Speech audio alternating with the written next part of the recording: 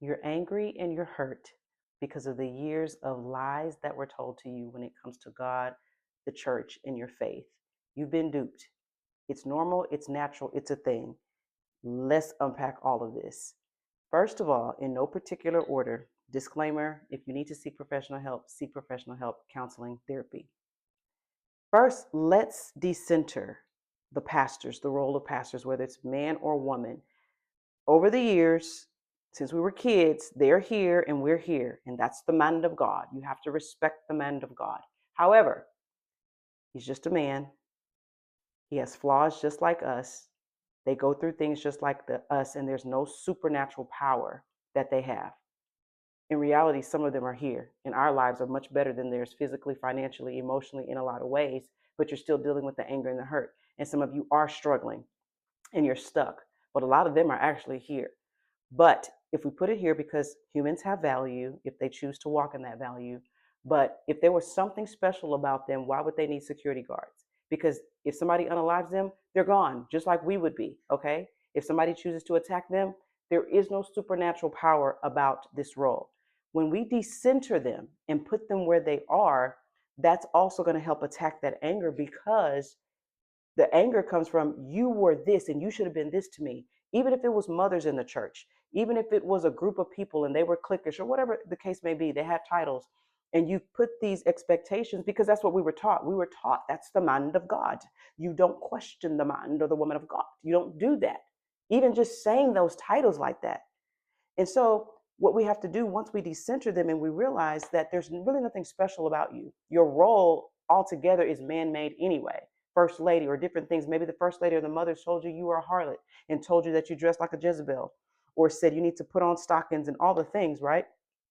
When we decenter these people and put them where they are, they're people and they're no better than us. We're not better than them. We're all on the same level.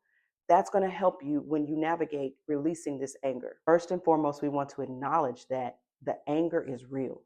Feeling stuck is real. Struggling in your finances is real, because you've been waiting and believing God for all these years and nothing has happened. Let's acknowledge that. And yes, it is like finding out that your parents are not your parents. It is like finding out another belief system in your life is not real.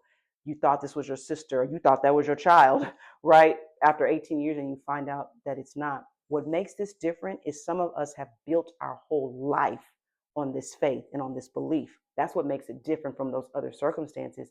And same thing too, if you find out this is your parent, you built your whole life on going to this school because my mom went to this school, so I went to this school. So it's kind of the same thing. But most of us have married our spouse because of our faith.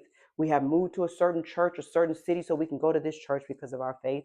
We won't work at these type of jobs because of our faith. We've built our entire life around something that has crumbled and fallen apart. So we want to just acknowledge that the anger and the pain and the hurt is real. I also want to acknowledge that some of you have been crushed. I mean, your inward self has been crushed, finding out so many things that from your childhood to adulthood that were not true.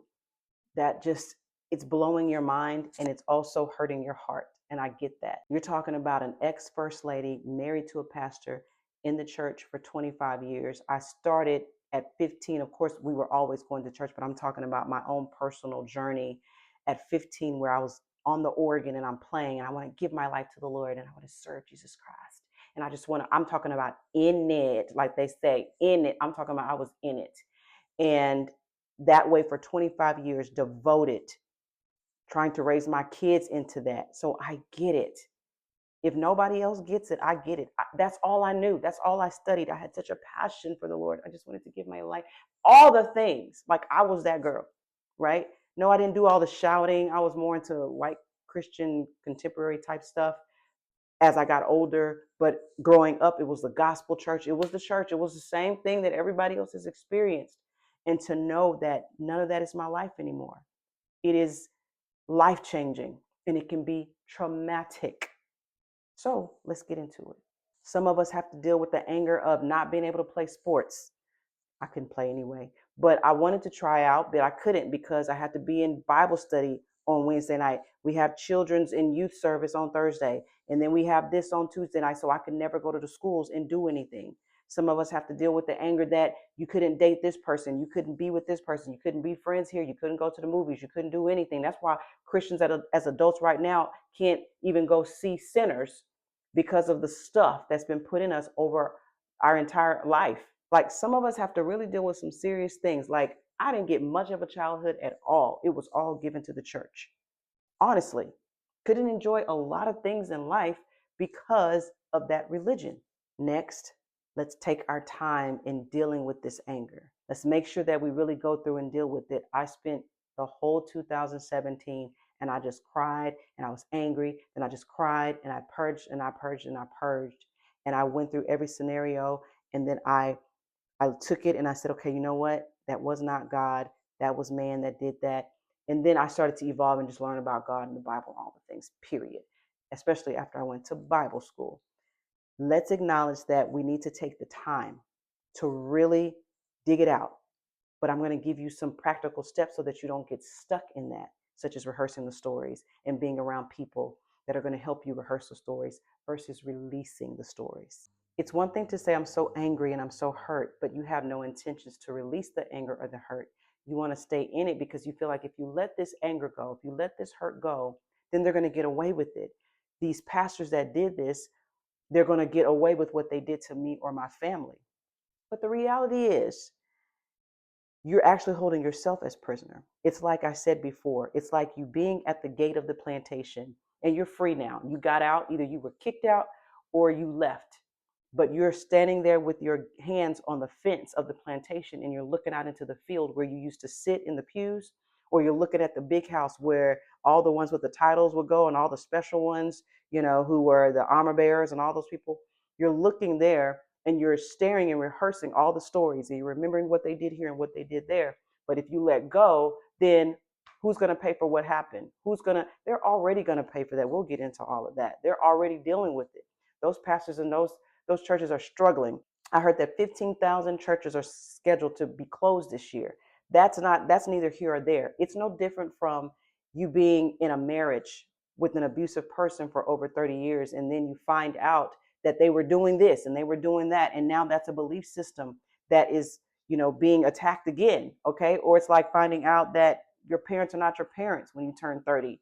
That's another belief system. I believe this and I believe that. It's the same principle. It's not the same experience, and we all experience things differently, but it's the same traumatic experience of believing something for so long, and then you find out who's really the loser in all those situations: the people that offended, the people that hurt, and that will be dealt with. But as far as you're concerned, you don't want to keep yourself as a prisoner. You don't want to be that person that's with their hand on the fence and all you can see is what happened in the pews and what happened from the pulpit, when somebody is just going to come, such as myself, and take your shoulders and turn you around. They're going to take your hands off the gate, take your shoulders and turn you around, and you're going to see the rest of the world that's available for you. There's so much more out there, and it doesn't matter your age. It doesn't matter how long it's been. I have people that are 55, 60, 70 years old in my inbox, in my comments saying, I'm just now getting it and I'm 55. And you can look it up, the lady from Wakanda, and I say this all the time, how old she was when she got that role. And it was like one of her biggest roles. She only had a few before that, and she was one of the old women that were in Wakanda. It's never too late. And so what we'll do is we'll sit and we will blame and we will point the finger, and understanding that I get it. The hurt is real. What they did is real. What they did was wrong. Some of those pastors knew and they say, oh, forgive them for they know not what they do. Forgive them because they knew exactly what they were doing. Some of them knew what they were doing. They knew what they were doing when they essayed people, when they took money, when they taught different things from the Bible that were not true.